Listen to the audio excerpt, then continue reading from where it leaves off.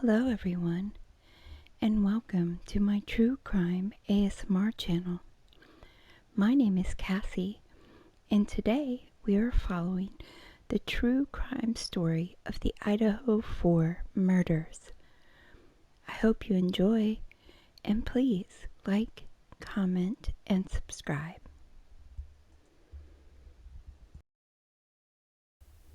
On November 13th, 2021, in the early morning hours, 4 college kids were brutally murdered in their rental home on the campus of the University of Idaho.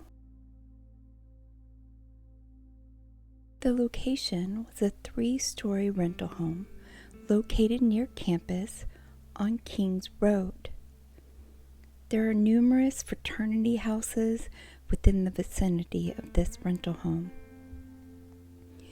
The location was known to be a party house, and it was not unusual for the police to be called for noise complaints and disturbance calls. Numerous students knew the inside of the home very well. It was told to reporters that students would just hop the fence and walk away if the police came. "It's definitely an old, creaky house," said a graduate that lived in the house during his junior year. "You can't walk up any of the stairs or any of the floors without everybody in the house knowing it." This is not a normal house, and the layout is not your typical residential layout. It is a very large 3-story house, with the second floor being the main area where everything usually happens. The second and third floor were both accessible by a sliding glass door, which is believed to be the suspect's entrance and exit.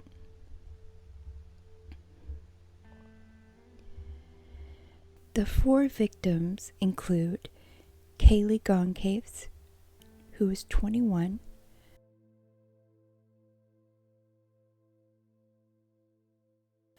Madison Mogan, who was 21, Ethan Chapin, who was 20, and Xana Kernodle, who was 20. There was also 2 surviving roommates that lived in this rental home. Their names were Dylan Mortensen, who was 21, and Bethany Funk, who was 21. These 2 women were not harmed during the incident. Ethan Chapin and Xana were in a loving relationship and described as the perfect pair. Friends and family had said they looked at each other with love and respect. They were very close and spent a lot of time together. Kaylee and Madison were the best of friends since a very young age. They did everything together. They were extremely close, and usually when you saw one, you saw the other. They were always together. Kaylee was a member of the Alpha Phi sorority, while Mogan and Kernodle were members of the Pi Beta Phi. The night of the crime, Goncalves and Mogan went to a local bar. They stopped at a food truck and then caught a ride home around 2 a.m. They are seen on video surveillance at a food truck called the Grub Truck. This food truck live streams on Twitch, and this is how the police were able to obtain the footage of them at the food truck. They then called their sorority designated driver service, and they caught a ride home. Xana and Ethan were at the fraternity party at the Sigma Chi house, just a short walk away, and returned to the rental house around 1:45 a.m. Ethan was staying over.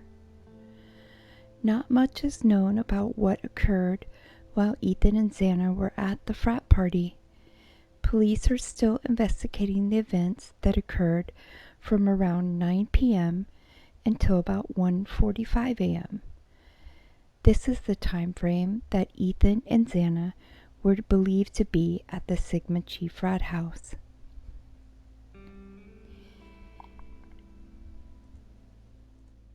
The other two roommates, Dylan and Bethany, who lived in the home as well, were also out that evening, but they returned to the rental home by 1 a.m.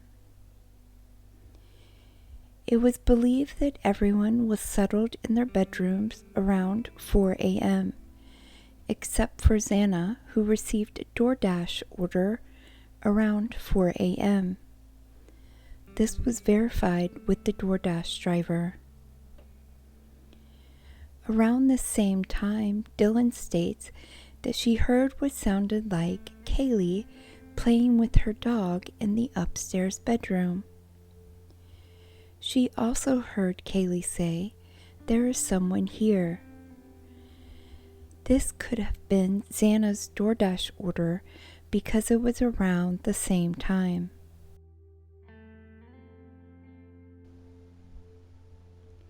Xana was also using her phone and on TikTok at 4:12 a.m. After hearing the comment about someone being in the house, Dylan peered out of her bedroom door and did not see anything out of the ordinary.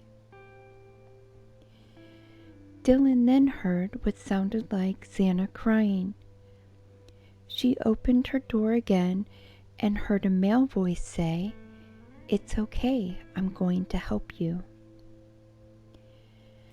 At around 4:17 a.m., the security camera outside of Xana's room picked up distorted audio of what sounded like a whimper and a loud thud. The dog can be heard barking as well. Dylan opened her door a third time, and it was this time that she saw a male figure dressed in all black with his nose and mouth covered with a mask. Dylan notated that he had very bushy eyebrows and couldn't move. She then saw the figure exit out of the sliding glass doors. She then closed her bedroom door and locked herself inside her bedroom.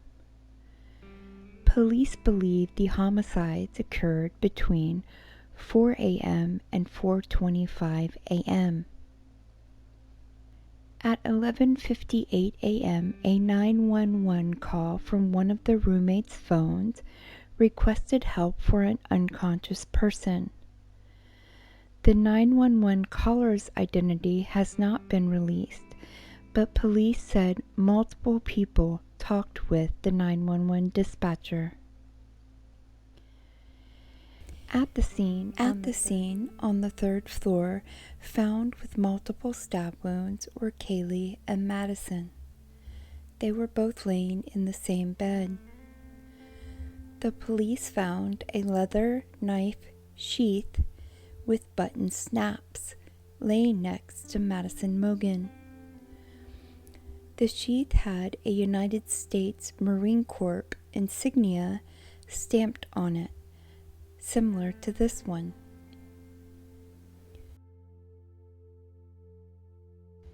I did do research for these online, and you can purchase them. They are actually quite popular and are advertised as fighting knives. It is not known whether the suspect has family ties to the U.S. Marines.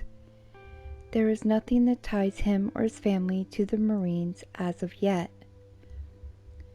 The knife still has not been recovered. Also in the room was Kaylee's dog. Kaylee and her boyfriend Jack shared the dog. It's not clear where the dog was during the killings, but when officers arrived, there was no indication the animal had been in the crime scenes. On a side note, it was later heard that the dog was barking during the times of the murders based on a surveillance camera that was about 50 feet from Xana's bedroom. On the second floor, they found Xana and Ethan, both deceased with multiple stab wounds. The police found a very small amount of male DNA on the button snaps of the knife sheath left at the scene. They also found a shoe print with a diamond pattern similar to a pattern on Van's shoes. This shoe print was found outside the door of Dylan's room. This corroborates her statements about the masked individual she saw outside her door that night. The suspect, Brian Christopher Kohberger, was born in November 1994 and is now 28. He was a PhD student at the Department of Criminal Justice and Criminology at Washington State University. The two universities are near each other, and Washington State is located a few miles across the state line. His apartment is approximately 10 miles away from the murder scene. He has no criminal history aside from an August 2022 infraction for failing to wear a seatbelt. He has a 2015 white Hyundai Elantra registered to him. In Washington State University's fall course catalog, Kohberger is listed as an assistant instructor for 3 undergraduate criminal justice courses. The 3 courses finished on December 9th, according to the online course catalog. On Reddit, identifying himself as a DeSales student, he was seeking participants in a study to understand how emotions and psychological traits influence decision-making when committing a crime. Students said when discussed in class, Brian did not mention or contribute to the conversation of the murders. They said they were released from class early after the murders to get home while it was still light out, and Brian was in those classes with them. They stated that around that time he started grading everybody's papers at 100%. They stated that if you turned something in, you were getting high marks. He also stopped leaving notes and seemed very preoccupied. The white Elantra played a key role in the murder investigation. The police used a tactic known as video canvas. They collected information from several video surveillance cameras to try and piece together Bryant's movements. The Elantra is seen traveling towards Kings Road at approximately 3:28 a.m. At the time, the car did not have a front license plate. This actually helped in the investigation, as most cars in Idaho and Washington have front license plates because it is required by law. Brian's vehicle was seen on many surveillance videos within the Kings Road neighborhood from the times of 3:29 a.m. and 4:20 a.m. It is important to note that the residential neighborhood where the murders occurred does not get a lot of traffic. It's not common to see vehicles driving in that neighborhood, especially at that time of night. The Elantra passes King Road 3 times. At approximately 4:04 a.m., his vehicle is seen passing by a 4th time. It does a 3-point turn and then is not seen again until 4:20 a.m., where it is seen leaving the area at a high rate of speed. Washington State University was asked to provide any video of a white sedan meeting that description. They forwarded a video of the same Elantra leaving campus around 2:44 a.m. and heading towards Idaho. When they queried white Elantras registered at Washington State University, Kohberger's name came up. This is what put him on the police's radar. Cell phone records also played a vital part in the investigation. Kohberger's cell phone was pinged off of towers in the vicinity of Kings Road 12 times in the months prior to the murders. Phone records also show him traveling towards the vicinity of Kings Road the night of the murders. His phone was either turned off or stopped communicating from the time period of 2:47 a.m. to 4:48 a.m. His phone started communicating again around 4:44 a.m. and showed that he was headed back towards his home in Washington.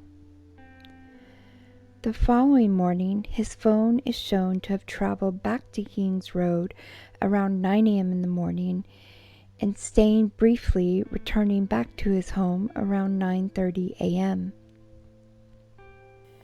Kohberger was finally arrested at about 1:30 a.m. Friday, December 30th by local police and the FBI at what appeared to be his parents' home in the gated community of Indian Mountain Lake in Pennsylvania.